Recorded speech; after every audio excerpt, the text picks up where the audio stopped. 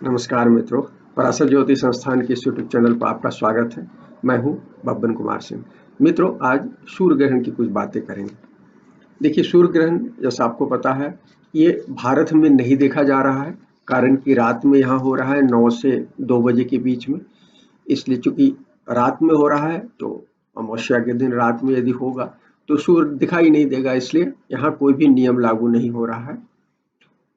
लेकिन ये जो सूर्य ग्रहण है, अमेरिकी उत्तरी अमेरिकी प्रायद्वीप के लिए सबसे इम्पोर्टेंट है, खास तौर पर USA, United state of America, Canada और मैक्सिको, क्योंकि यहाँ इन 3 देशों पर इसका इम्पैक्ट ज़्यादा दिख रहा है, specially United states of America और कनाडा पर। ये नीचे साउथ पैसिफिक से शुरुआत होगी, इसलिए नीचे से स्टार्ट होगा। यदि आप great American north American Eclipse site पर जाए तो इसको विस्तार से देख सकते हैं कि कैसे 100 किलोमीटर से ज़्यादा की रेंज में लगातार चंद्रमा का वो जो छाया है वो बढ़ रहा है और नीचे से स्टार्ट होता है मैक्सिको से होते हुए यूनाइटेड स्टेट अमेरिका और फिर कनाडा को पार पार करता हुआ निकलता है। तो ये जो वहाँ के लिए इम्पोर्टेंट है, क्योंकि वहाँ देखा जाएगा। सबसे बड़ी चीज़ है कि अमेरिका के अधिकांश हिस्सों में ये जो है 4.5 मिनट से ज़्यादा देखा जाएगा। ये जो पूरा पूर्ण सूर्य ग्रहण जो है 4.5 मिनट। ऐसे तो देखिए यूएस में ये 1 घंटे से ऊपर देखा जाना है पूर्ण सूर्य ग्रहण, और मैक्सिको में लगभग 40 मिनट से ज़्यादा देखा जाएगा, कनाडा में 30 मिनट से ज़्यादा देखा जाएगा। तो ऐसे इन देशों पर इसका इम्पैक्ट ज़्यादा हो रहा है, क्योंकि ये सूर्य ग्रहण जो है सूर्य ग्रहण हमेशा आपको पता है कि सूर्य ग्रहण सबसे ज़्यादा क्योंकि सूर्य जो है हमारा आत्मा के कारक है और राजनीति के कारक है, इसलिए सबसे ज़्यादा ये आत्मा के लेवल में ये महसूस किया जाता है और राजनीति पर इसका सबसे ज़्यादा हो रहा है। तो निश्चित रूप से नॉर्थ अमेरिकन राजनीति पर इसका सबसे ज़्यादा इम्पैक्ट होने जा रहा है, जो कि यहाँ देखा जा रहा है। लेकिन इस समय एक खास बात है कि ये जो सूर्य ग्रहण हो रहा है उसी समय नववर्ष, हिंदू नववर्ष शुरू होगा। हिंदू नववर्ष जो है शक संवत्सर और विक्रम संवत्सर जो है चैत्र शुक्ल प्रतिपदा से शुरू होता है।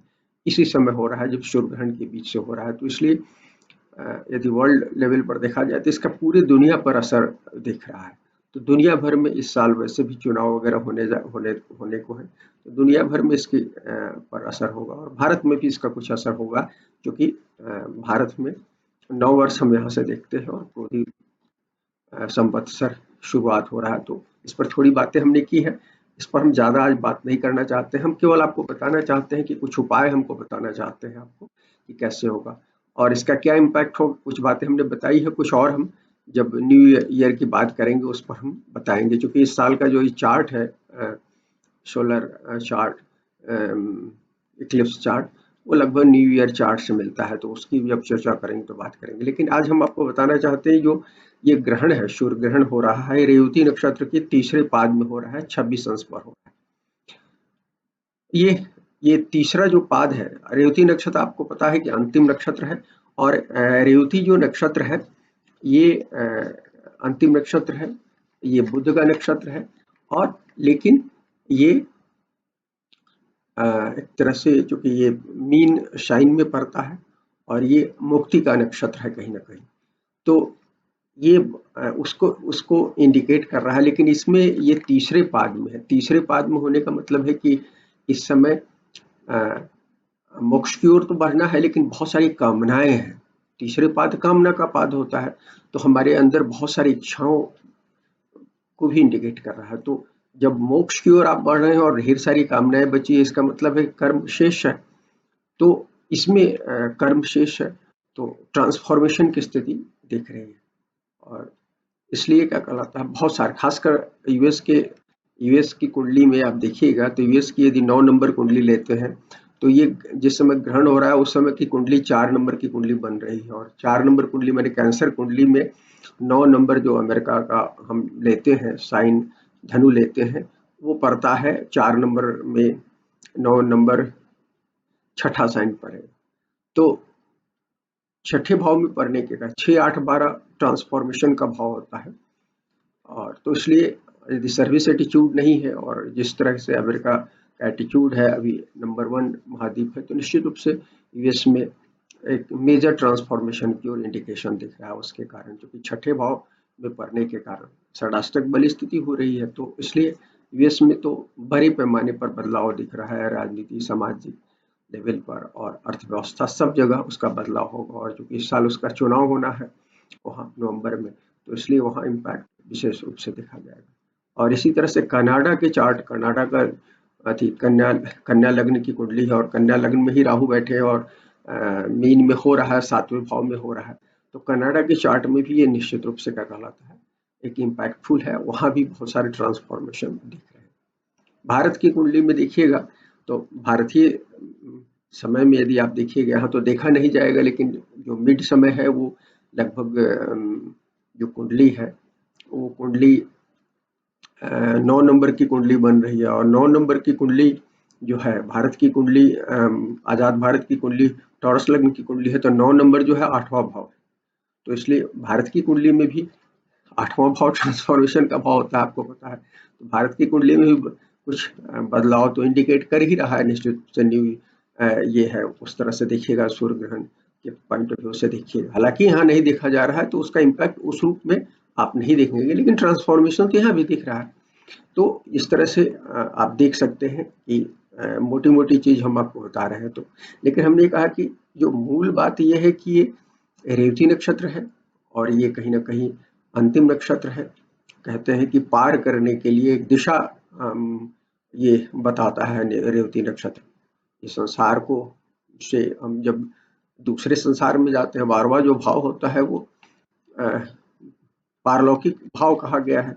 माने इस पृथ्वी लोक को छोड़कर जब हम मुक्त होते हैं और दूसरी दुनिया में जाते हैं, तो उस समय हमें इस दुनिया से उस दुनिया में जाने के लिए हमको एक दिशा और एक माने बोध होना चाहिए। उस दिशा बोध को कराने में रेवती नक्षत्र की भूमिका मानी जाती है।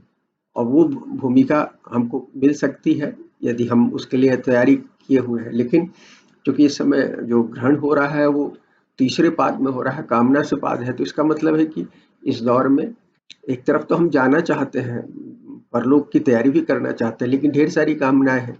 तो इसमें तो कंट्राडिक्शन है। कंट्राडिक्शन होने के कारण, कंट्राडिक्शन के कारण ही हमारे जीवन में ट्रांसफॉर्मेशन होता है। यदि हम ट्रू सेल्फ में जीते हैं तो हमारे जीवन में ट्रांसफॉर्मेशन नहीं होता है। तो ये कहीं ना कहीं एक ये लगभग सभी जगह जहाँ भी इसका इम्पैक्ट होगा उन सब लोगों और कुंडलियों पर विशेष रूप से ये ध्यान रखने की। और कुंडलियां जो खास तौर पर है, कन्या लग्न की कुंडली है, कन्या लग्न या राशि की, या मीन में हो रहा है तो मीन लग्न और राशि के लिए सबसे ज्यादा ट्रांसफॉर्मेटिव है। उसके बाद कन्या लग्न और राशि के लिए ट्रांसफॉर्मेटिव होगी, या इसमें सूरज भी होगा तो वो भी ध्यान रखने की जरूरत है। और ये जो है, यदि 26 अंश के आगे पीछे, यदि 5 डिग्री आगे पीछे यदि आपका ये सूरज है, चंद्र है, लग्न है, तो निश्चित रूप से आपके लिए ये ज्यादा प्रभावी ये ग्रहण हो सकता है, चाहे आप दुनिया के किसी भी भाग में हो। क्योंकि ये ग्रहण जब जिस कुंडली में एक्टिवेट करता है लग्न की डिग्री को, चंद्र की डिग्री को, या सूरज की डिग्री, या कोई महत्वपूर्ण जो आपका कारक ग्रह है, तो निश्चित रूप से वो मेजर ट्रांसफॉर्मेशन को बताता है। पॉजिटिव या निगेटिव आपकी कुंडली पर निर्भर करता है, लेकिन ज्यादातर ट्रांसफॉर्मेशन को बताता है। यदि ट्रू सेल्फ में आप जी रहे हैं तो आपके लिए पॉजिटिव होगा। मैं यहाँ एक महत्वपूर्ण चीज बताना चाहता हूँ, जो मैं आज इस बात को कर रहा हूँ उसके पीछे सबसे बड़ी चीज है, ये बहुत बड़ा हीलिंग के लिए बहुत अच्छा पीरियड हो सकता है। हम आपको बताना चाहते हैं कि ये जो ग्रहण हो रहा है, ग्रहण के समय में सूर्य ये रेवती नक्षत्र में हो रहा है, जहाँ 26 डिग्री पर सूरज और चंद्रमा है। ये और यहाँ फिलहाल क्या कहते हैं, 21 मई को या 22 मई को मंगल आएंगे जब। और हमेशा देखिए ग्रहण कई बार जो है तुरंत नहीं होता है, कई बार पहले होता है और कई बार बाद में होता है, 6 महीने तक देखा जाता है। और ये ट्रिगर तब होता है जब निगेटिव ग्रह, क्रूर ग्रह उस पर से गुजरते हैं। तो मंगल तो 26-27 बीच में बुध जाएंगे और दूसरे ग्रह जाएंगे, तो वो सब पॉजिटिव चीजों को दे सकते हैं या कुछ इनसाइट आपको दे सकते हैं। तो हम आपको बताना चाहते हैं कि अभी जिस समय ग्रहण हो रहा है उस समय अश्विनी नक्षत्र में बुध है और बुध के नक्षत्र में ये हो रहा है। तो अश्विनी नक्षत्र में बुध है और क्या है, गंडांत में है, नीच के है, कंबस्ट है, लेकिन अश्विनी नक्षत्र है। अश्विनी नक्षत्र जो है हीलिंग के लिए बहुत अच्छा है, होता है। हम आपको बताना चाहते हैं कि ये पीरियड है जो 1 घंटे 2 घंटे का टाइम होगा, जो यहाँ 11:51 के आसपास में नई दिल्ली के चार्ट से देखिएगा तो 51 के आसपास में हो रहा है। तो ये कल रात मतलब 8 की रात में, 8 और 9 की रात में, यदि 12 बजे के एक आधे घंटे पहले और एक आधे घंटे बाद यदि आप इस समय कुछ साधना कर सकते हो, और भारत में तो चूंकि ये लागू भी नहीं हो रहा है, तो आप एक दीप जलाकर यदि आप साधना कर सकते हो, यदि गायत्री मंत्र से या महामृत्युंजय मंत्र से या आप अपने इष्ट देव के मंत्र से, जो भी इष्ट देव की आप पूजा करते हैं उसके मंत्र से, तो निश्चित रूप से क्या कहलाता है, ये हीलिंग में आपको बहुत काम आए।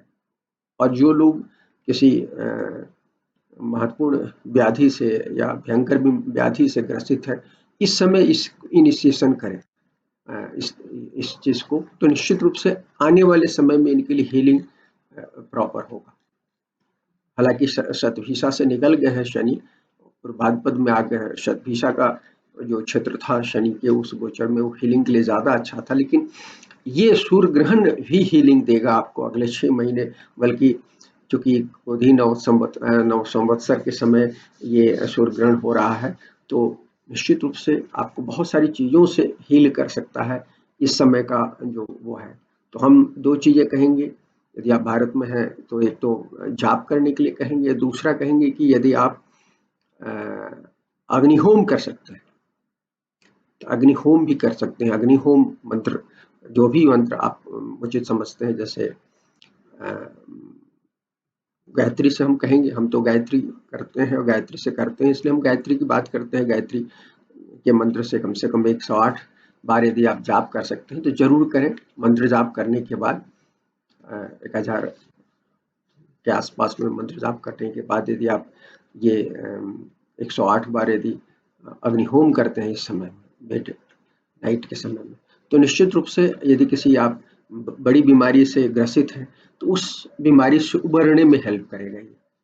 हम स्पेशली ये वीडियो इसी बात पर हम आज बताने के लिए हम अभी किए हैं। हालांकि कल अमावस्या है, कल नहीं कर पाऊंगा, तो मैंने और उसके बाद अगले दिन करूंगा, तो इसलिए मैंने कहा कि कुछ चीजें हम कह दें कि एक सबसे बड़ी चीज है कि इस समय इसको पॉजिटिव डायरेक्शन में, क्योंकि सूर्य ग्रहण बहुत सारी नेगेटिविटी की ओर इंडिकेट कर रहा है, लेकिन हमेशा याद रखिए ग्रहण जो है, जैसे संध्या काल होता है, सुबह और शाम में जो संध्या की जाती है, सभी पंडित या ब्राह्मण स्वभाव के जो लोग हैं वो लोग करते हैं, संध्या करते हैं सुबह शाम, मध्य की संध्या करते हैं। मध्य की संध्या तो आजकल कम होती है, लेकिन सुबह शाम की संध्या अभी बहुत सारे अच्छे जानकार लोग करते हैं, भक्ति भाव वाले लोग करते हैं।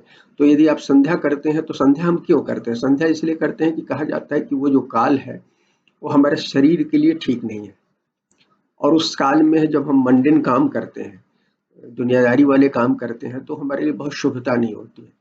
तो हम उस समय में, सुबह के सूर्योदय के समय में और शाम के सूर्यास्त के समय में, जिस तरह की जो वो होती है, जो नेगेटिव एनर्जी होती है, उसको पॉजिटिव करने के लिए हम ईश्वर का नाम लेते हैं, प्रभु का नाम लेते हैं, मंत्र जाप करते हैं। उसी तरह से ग्रहण सबसे ज्यादा नेगेटिव कहा जाता है, जिसके कारण ग्रहण में खाने वगैरह से भी मना किया गया है, क्योंकि ग्रहण जो है हमारे चूंकि हमारी जठराग्नि है उसको एक तरह से शून्य कर देता है, उसको काम करने की क्षमता खत्म कर देता है। तो इसलिए हमारे यहाँ जो विधि है सूर्य ग्रहण में, तो हम मिनिमम 9 घंटे का हम रखते हैं। जब सूर्य ग्रहण होता है, देखा जाता है, तो 9 घंटे कम से कम ग्रहण से पहले लागू हो जाता है, और ग्रहण के बाद फिर स्नान दान के बाद हम भोजन करते हैं। तो वो चूंकि उस समय में बहुत सारे बैक्टीरिया और विटामिन, ये वायरल जो है एक्टिव हो जाते हैं और हमारी जठराग्नि काम करना बंद कर देती है, तो इसलिए खाना पीना बंद कर दिया जाता है, क्योंकि वो हेल्थ पर असर होता है। लेकिन इस समय ठीक उल्टा हमने कहा कि यदि आप जाप करते हैं, आप अग्निहोम करते हैं और ईश्वर का नाम लेते हैं, तो आप अपनी जठराग्नि को इस समय मजबूत करते हैं। जैसे आप किसी बीमारी के लिए आप दवा लेते हैं तो फिर जो दवा है वो आपके रोगाणु और विषाणु का नाश करके आपकी बॉडी के अंगों को मजबूत करती है और फिर वो काम करने की स्थिति में आ जाती है। तो उसी तरह से है कि इस समय यदि आप हीलिंग का प्रयास करेंगे, आप किसी भी तरह की बीमारी है और यदि आप बार-बार इस तरह से ग्रहण के समय में, और खासकर ये बहुत महत्वपूर्ण ग्रहण है, हालांकि भारत में नहीं देखा जा रहा है तो उसका इम्पैक्ट कितना होगा मैं निश्चित रूप से नहीं कह सकता, लेकिन ग्रहण प्रभावी होता है और सूर्य ग्रहण तो आत्मा के लेवल पर होता है तो सब जगह प्रभावी होता है और ये महत्वपूर्ण ग्रहण है। वेश में कहा जा रहा है कि 100 साल में इस तरह का ग्रहण नहीं हुआ है। तो उस ऐसे ग्रहण के समय में यदि आप करते हैं और किसी भयंकर बीमारी से हैं तो निश्चित रूप से, और यदि आप यूएस में, कनाडा में, मैक्सिको में है तो निश्चित रूप से आपको करना चाहिए। वहाँ ये जरूर है कि धार्मिक रीति से नहीं करें क्योंकि इस समय मना ही होता है, सूतक लागू होता है। तो आप केवल मंत्र जाप करें और हवन भी कर सकते हैं, हवन कर सकते हैं इसमें। इससे करने से आपको क्या कहते हैं, आपको अपनी बीमारी में, और चूंकि स्पेशली इसलिए हमने कहा कि अश्विनी नक्षत्र में वक्री बुध जो है वो पड़े हुए हैं, वो अस्त है, नहीं वक्री से निकल गए हैं, मार्गी हो गए हैं। ये वो गंडांत में है, बेसिकली गंडांत में है, यदि गंडांत में है तो बहुत सारे गंडांत में फंसे हुए लोगों को भी वहां से मुक्ति मिलेगी, कहीं ना कहीं उसको सुलझाने में मदद मिलेगी और दूसरा रोग से लड़ने में मदद मिलेगी। तो ये एक महत्वपूर्ण चीज है जो इस सूर्यग्रहण के समय में हम आपको बताना चाहते थे। फिलहाल हम इतना ही कहेंगे और हम कुंडली पर, ये जो कुंडली है इस पर हम और विस्तार से जब हम 9 वर्ष की कुंडली की चर्चा करेंगे 1-2 दिनों में, फिर हम उसकी बात करेंगे। तो मित्रों फिलहाल इतना ही। अगर ये पसंद आए तो लाइक करें, शेयर करें, चैनल को सब्सक्राइब करें। शुक्रिया मित्रों।